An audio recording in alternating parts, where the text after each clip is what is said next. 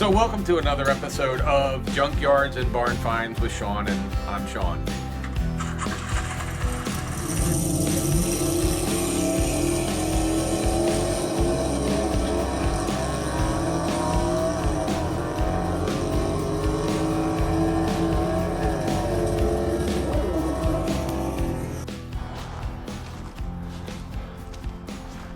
All right, guys, so this is Old Car City.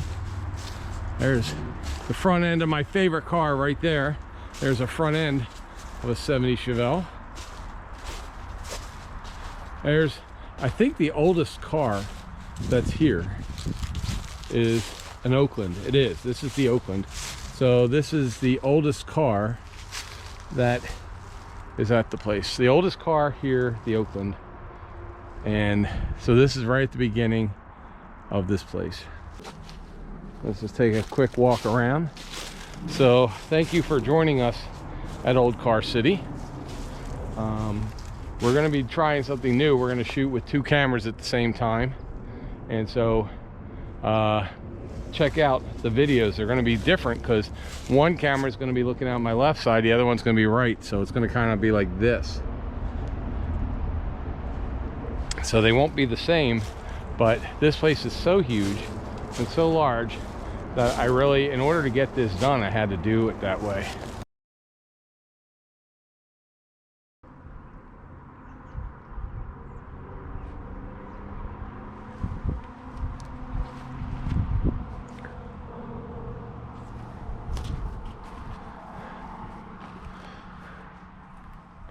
There's a Charger right here.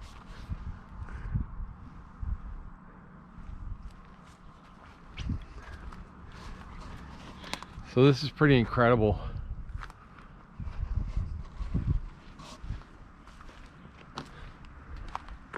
There's a Charger right there with the 68, 69. There's 68, 69.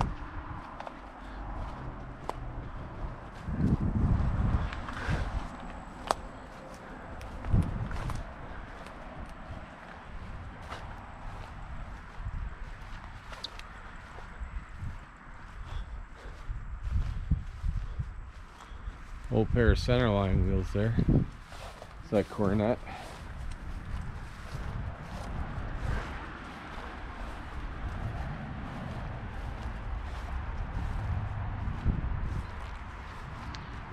That's a Charger or a Coronet.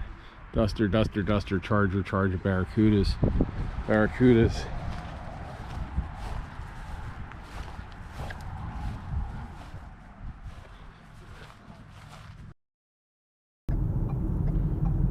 This looks like our place. Thomas Used Car Parts. So this place is pretty big. It's been here for a long, long time. And we're just gonna start walking around and see what we can find. It's pretty windy today, so if you hear wind noise, I apologize for that.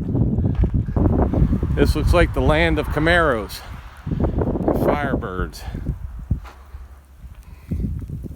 and Mustangs. So this looks like pony car world. And why not stop? I want to walk around, stretch my leg. Hey guys, check this out. We're at a different kind of junkyard. We're at a big boy toy tractor trailer junkyard in Florence, South Carolina. That's crazy how big those are. I never realized how big they were inside.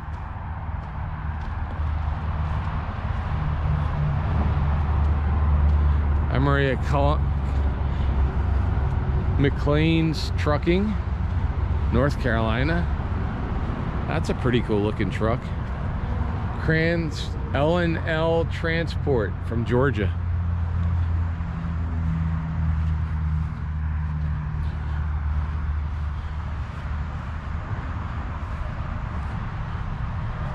That must have had a, that's probably the cut open for where the sleeper was.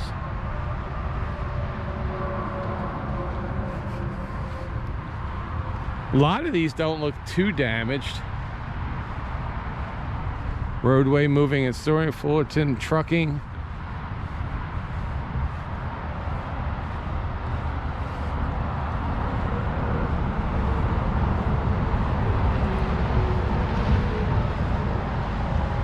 Let's go look at this one with the racing stripes on it. Let's see, this was on the road in 2017. And look how big it is in there. It's kind of nice. It's kind of nice rig. Hey guys, we are in a place in Moultrie, Georgia. Now this looks like a tire company, all kind of stuff, but this used to be Spence Airfield for the military back in the day. And so it's an airfield, so you can see old hangars and everything and all, but it's now just used for the University of Georgia, and it's used for all kinds of things like car shows and everything. It's no longer an airport, but it's pretty cool, and it's a great place to have a swap meet and old car sales place. So that's what we're here for, and I hope you enjoy what we're doing today.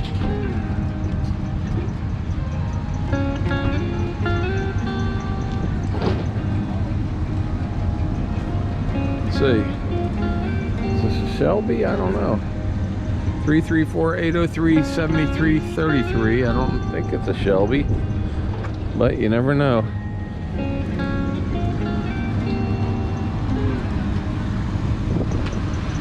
Well, no words.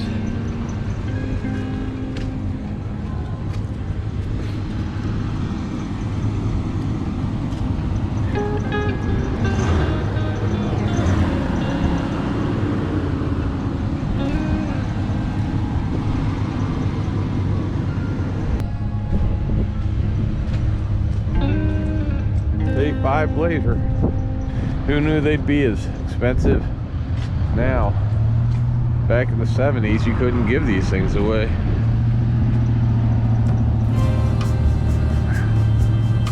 There you go.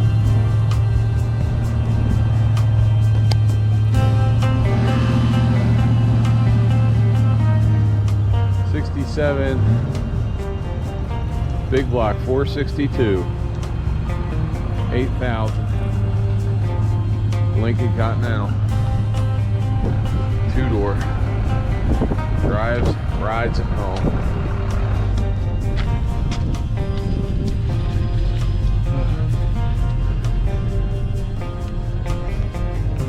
'68 Chevelle right there. Not for sale, just sitting there. Buick. Nice first gen Monte Carlo.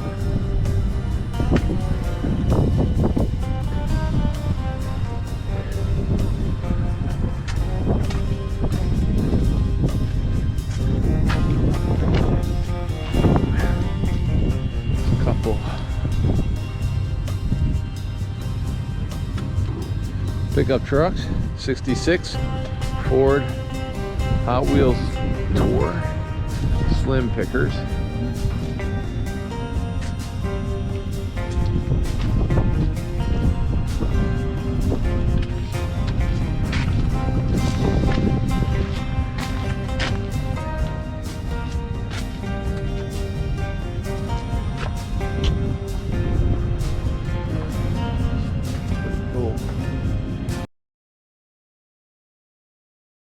In his car, and he saw me there because he sometimes just hangs out there, but there's no way to entry. I don't have a phone number for them, no email or anything. So I went over, a guy named George, who was he's deaf, he's about 80 years old, he owns the place, it's huge, if you see the video. And when I got there, he actually drove me all the way to the farthest place and said, hey, I'm crushing these today. There was a ton of cars there. You saw them, Chevelles, Pontiacs, everything, and a lot of Mopar.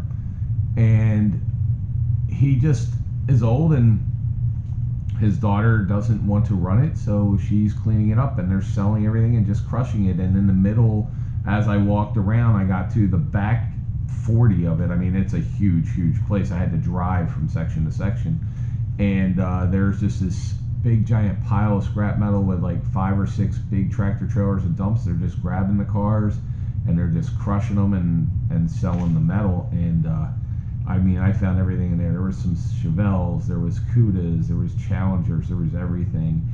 And it wasn't real rusted. Some of the stuff looked like it was parked there 3 days ago. There's some stuff that was really destroyed, but just depending on where I looked.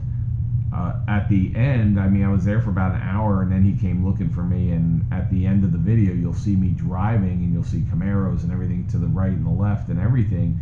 And he was like, "Why didn't you stop?" Well, he wanted to go home. He's 80 years old, and I had been there for about an hour and a half, and it was his lunchtime, and he needed to go home. So I didn't get to go back. But it was right across the river from Trenton, New Jersey, in Morrisville. And people there know what it is. I guess people know him. But it is what it is. All right, number 9, Pocono Junkyard. Oh my God, I drove up there. I had been there as a kid because I grew up in Pennsylvania, about down in Bucks County. So this is about 2 hours north up in Pocono, up the turnpike. And this place is giant. And you know, if you go there, you got to bring a lunch. Actually, you don't have to bring a lunch because there's like a little restaurant right there. They have so many people go there. The coolest thing is you go down a hill. When you see the video, see I walk way downhill. It took 10 minutes to go from the entry just to get to the classic car section, which is down the bottom. They must have 10 or 20,000 cars at this place, and a lot of them had stripped over or taken. I mean, the place has been there for, well, I'm 55 and I was going there in the 80s. The saddest thing there was the whole place, and you get a really good overview of it when the video opens, because you can look, it's all like down a hill because it's the Pocono Mountains, and all you see surrounding it looks like a fence line, but when you get down there, it's not. It's crushed cars, like 5 and 6 and 7 high, that are crushed. I mean, crushed like this. I mean, you know, they're just crushed down, and you can tell that there's stuff there from the 50s and the 60s and the early 70s, and it's probably been, it was probably crushed in the 80s when they weren't worth much, but man, I would love to see the stories of those. But there's a ton of cars there. I think we did, I think 2 or 3 episodes there because it was just crazy. It just took all day. I think I got there at like 8 a.m. I think I left about 2:30 in the afternoon. All right, number 8, Banters. It's an old Chevy dealership up in Hudson, Florida. And a guy named John bought it a couple of years ago. When I say an old dealership, it was an old dealership like in the 80s. It was old. I mean, this is like an original, like 1950s, 60s Florida. And if you see it, you go, wow, this place looks like what you would think of like a 1950. They could make a movie there. But anyway, he bought it. It has so many parts, bumpers and doors and just chrome pieces. I mean, he has 3 tractor trailers full of just 55 to 57 parts. I mean, parts, not, and a lot of new old stock there, but there's other stuff as well. He has a big shop there. Everything there, like every time I turned around, it was like, here's a race car they're building, here's this they're building, here's that they're building. And the other cool thing is he's from, I'm assuming Boston. When you listen to him, it's up in the Boston area, but he was from New England. He used to race NASCAR back in the 80s. He used to race against Dale Earnhardt when NASCAR would come up there, because he traveled a little bit. He said he drove the Coca-Cola car back then, and this is when nobody was really making money in NASCAR. You're talking, 70s, 80s, when the price, the purse might be $5,000 or a set of tires. So he used to race against Dale Earnhardt when he was coming up, when he had the Wrangler car. And I said this is like in the 80s, 82, 83 or whatever, and they used to, he told a story about where they said, if Dale gets behind you, he's going to push you out of the way. And they're like, yeah, whatever. And he said he was driving. All of a sudden, he looked at his rear view mirror. There's Dale Earnhardt. And next thing you know, he's spinning sideways because Dale pushed him right out of the way. And this is before Dale was the Intimidator. This is when he was, just racing. So, just the stories alone. But if you watch it, you'll see all the cool cars they have there and everything else. And under all those tarps are race cars. And I didn't even know that till the end when we started walking around. So that's really cool. Number 7, Junkyard Barbie in Morrisville, PA. And yes, it's Junkyard Barbie. That's the name of the place. When you go there, the building's pink. Out front, they have a whole junkyard of the little pedal cars and the little electric cars that you buy, the little plastic ones for kids. There's a girl named Michelle. You'll see her. And it was a real popular video. Everybody really, really liked it. Michelle's a ball of energy. It was a fun place. She plays music. She goes out. Everybody there is super, super nice. The hardest thing about that video, and it's like the cleanest junkyard ever. I mean, if you figure out someone with OCD who's a woman who keeps everything clean, that is clean. You should see it. It's like, don't drop something in the dirt because she'll make you pick it up type thing. But it is super easy. She has everything there when you see the video. But I think the funniest thing is that I'm from the Philadelphia area. She's really from the Philadelphia area. Philadelphia right across from New Jersey. And it took me about 2 days just to edit out all the curse words because she talks like a sailor. She's the nicest people, sweetest person in the world. But it took a while. It was worth every minute. You guys have seen the video. It's one of our most successful videos. So yeah. So that was Junkyard Barbie. That's cool. If you want to see it, it's a funny video. She's just a blast.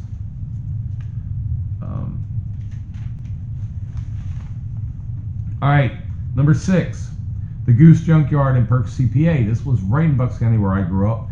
I never even knew the junkyard was there. And I grew up there for 19 years. There's people there that I talked to, friends that didn't know this was there. It is a huge junkyard, a lot of AMXs, a lot of 60s and 70s stuff in there. It's a private junkyard. It used to be open to the public, but too many people were just taking stuff, so they didn't really want open to the public. I mean, they'll drive you around. That's what happened with me as I came in, and it's a family-owned business. The grandson, who is like in high school or right out of high school, he went ahead and grabbed an old truck, and we drove around.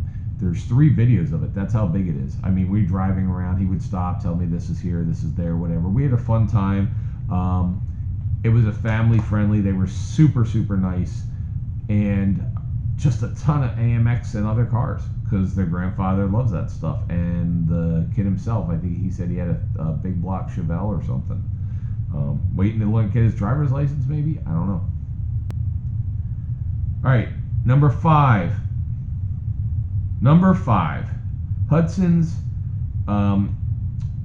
in North Carolina. It's in the North Carolina. It's a classic car place. It was a beautiful day up there. It's a beautiful drive through this really small town. You go high up into the mountains, and all of a sudden you go around some bends and stuff, and there's like some farm fields, and you go up over a hill, and then on the right there you see this barn, and that's his place. To the left there's a horse pasture that has a big fence, and there's like 5 or 6 rows of classic cars in there. But there's also a ton over on the right side where the shop and the house and everything is. Went in there, they stopped everything they were doing, gave me a tour of some of his favorite cars that he has, and he has some beautiful cars indoors that he's kept over the years, and he's been there 50 years or something. And so he put me in his truck, drove me to the farthest point, which is what I asked, where's the old? So he took me all the way to the farthest point. I worked my way up, all the way up the hill. The guy knows where every car is there. Every single thing he personally put someplace. And he was working on an old 50s when I got up to the top of the hill. And then he said I can go over and look at the other old stuff that's across the street in his horse pasture. But I had to climb the fence because there was horses and donkeys in there. Luckily, they didn't get bit or kicked or anything. But yeah, that was pretty cool. And they were really super nice people. Very nice. Him and his wife were just awesome. I guess his family's into it too. It's just a really, really nice family business. Number 4. This place is Graves in South Carolina. It's right over the border from Augusta, Georgia, when I was up in Augusta. And it looks like us when you pull up, there's a building that's Graves, and they do some custom restorations. They had some really awesome stuff. They take, if there's something there, they were building, I think, a big Bronco and a Jeepster and other stuff. So they build vehicles and sell them out of the parts they have and stuff, and they have some really good, talented guys there. They were a super nice family. The owner was like, yeah, go out there, go explore. Well, when you first get out, there's a lot of the old stuff and everything's right up front. So I went there. Then I walked towards the back thinking, you know, I'm going down this hill. When you go down the hill, there's woods around and you can't tell how big it is. So you go down, you see all the old stuff, then you go, oh, I'll walk down a little bit. Then you look to your left and there's a giant field. So you go down there for a little bit. Then you look through the woods, and about 4 feet through the woods, there's another field, and you follow the fence around. There's another field, and they had Corvettes and Mustangs there. And then you go up into another area, and there's a ton of Volkswagens, 50 to 100 Volkswagens of every type, and then there's old cars, Etzels, and everything. So that was a real surprise. And they didn't tell me any of this. When I came back, they're like, yeah, it's big, isn't it? I was like, yeah. I mean, I should have brought like 3 bottles of water and a Camel for that one. All right, number 3. So number 3 is Harleys in Augusta, Georgia. And this, I have to give a shout out to the guys that were at Tobacco Road. The gentleman at Tobacco Road told me, go up to Harleys. He has a couple cars there. Well, you pull up to Harleys, which is out past the paper plant, just in the middle of Georgia. And it has a little sign, Harleys Truck Parts or whatever. And you see a couple of cars out front, like a Nova, you know, and this El Camino and stuff. So I pulled in thinking that's what I was going to see, and there's some buildings behind it. When I got there, though, when I walked in and I said, I was just here to video some of your cars, it's, you know, late in the day, and he goes, well, do you want to go out back? And I'm like, what's out back? And he's like, oh, I have like 400 cars in the woods. But to get out back, I had to go through the back shop, and he has a shop, a working shop where he fixes things and does work for people in the neighborhood or whatever, or not neighborhood, but you know, farmers and stuff. They bring their stuff and buy trucks and does truck parts. But he has a whole museum back there. He has probably 40 cars in these buildings, big block Chevelles and Mopars and Model A's and everything that are in there, whole motorcycle. He actually set it up. You walk through, it's like a museum. I mean, he has railings and stuff on the wall and everything. It's his own personal museum. And then when you come out, you'll see it's walk through the woods and cars that have just been out there for years. I mean, I found a whole bunch of Mopars, GTXs, Roadrunners, and all, whole rows of them. So that was really cool. That was a really big surprise. And I wasn't even ready for it, actually, because I didn't realize I was going to be doing that much. I thought the batteries on my computer cameras were going dead. I think I filmed some of it with my phone because the cameras did go dead. I wasn't prepared. Number 2, Vicks Classic Car in Chesney, South Carolina. All right, I went and saw Vicks, and I drove from Florida really specifically to go up to this place. I had heard about it. Not a lot of videos of it online, not a lot of information. There was like a 10-minute thing on some TV show I saw. So I went up there, and when you get up there to the right where his office is, there must be 10,000 cars up on a hill. So you're looking, you go down, you look down, you can see all these cars up there. So I pull in, and right in front, you know, there's a 67 Firebird, there's all kinds of stuff right there. And classic cars, and I'm like, hey, this is awesome. So I go in the office. He goes, oh, no, this is not the classic car. This is the side that we're still working. Across the street, there's his house, and that's his house. And he goes, oh, right next to that, there's like 3,000, 4,000 cars in those woods. That used to be a field. That was the original junkyard. And he wrote me a little letter in case anybody wants to know, be on your property, here you go. And there's people that come there, and he doesn't charge anything. He's just like, yeah, go. There's families walking through here. Like, this is a thing up there in Chesney, South Carolina, where there's pathways and everything else, and you go through and you'll see it. I think we did 3 or 4 videos there. I would have loved to seen this place when it was just a field, but now there's tall trees, there's pine trees, all these fast-growing trees that have grown over the last 20 years. But the cars in there are just incredible. There's so much in there. I just don't know how you would get them out, but I mean, you'll see them in there, and it's just crazy. And you'll see like families there. It was a Saturday. It was a beautiful day. I think it was like 70 degrees, and it was great. Although I almost got sprayed by a family of skunks that I thought was a pillow on the ground. So you'll see that too. And I thought, was that a pillow? Why is the pillow moving? And it was a whole family of skunks. All right, my number 1, and if you look on the channel, you'll see we probably have 8 videos, and we've been there twice. And it's a place called Old Gold, and this is in Old Town, Florida, which is up in the Panhandle, which is the Big Bend area, up where I-10 and I-75 get together, up towards, I guess, Lake City, Gainesville area. And there's a guy named Wayne who owned a towing company and parts company, I guess, in the 60s and early 70s through the late 70s. And he has an amazing amount of muscle cars there, and he has Cadillacs. He's got 100 Cadillacs, all the finned ones from the 50s there. He's got row upon row of first generation Firebirds, Camaros, Buicks, all these 60s cars, GSXs, Chevelles.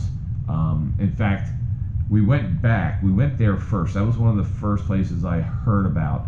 When you get there, there's no cell service, there's no internet.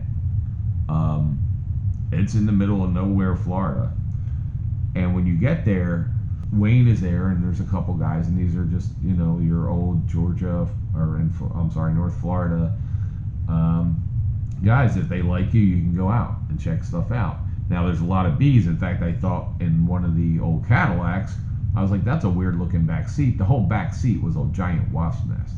That's how big the wasp nest was. So, like he says, you don't want to open anything because there's rattlesnakes and everything up there. So, but we walked around. In fact, you'll see part of it at the end of every video because April went with us, and April was up there, and that's the ending of every video where I ask if, you know, she should recommend people subscribing, and it's for this. So, yeah, he had a, and I should have asked, because the first time we went, and I'm a Chevelle guy, I love Chevelles, and there was a 70 Chevelle that, convertible, that was sitting there, and you'll see it. You see it in the one of the first videos. I think it's actually on the cover, or the cover art, or whatever you want to call it, from one of the first videos. It's like a yellow beige one. It's pretty complete. And I didn't ask him how much it was, because I'm thinking, you know, 70 Chevelle complete convertibles, even in bad shape, you're still paying $5,000 to $7,000, and that was a little bit out of my budget for a build at the time. Well, we went back in March, and I had thought, well, you know what, maybe I can swing this. I had some extra cash and stuff like that, so let me swing this. So I went and I said, where's that Chevelle? And he goes, oh, I sold it. And I said, for how much? And he goes, $8,000. And I said, yeah, that makes about sense, $8,000. He goes, oh no, $800.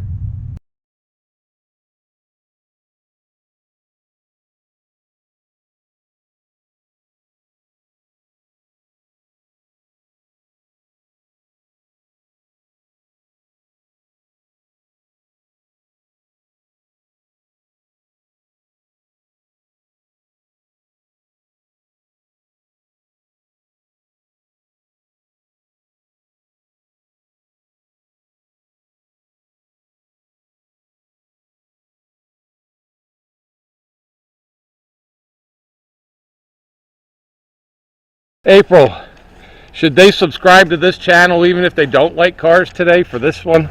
Probably just for this one.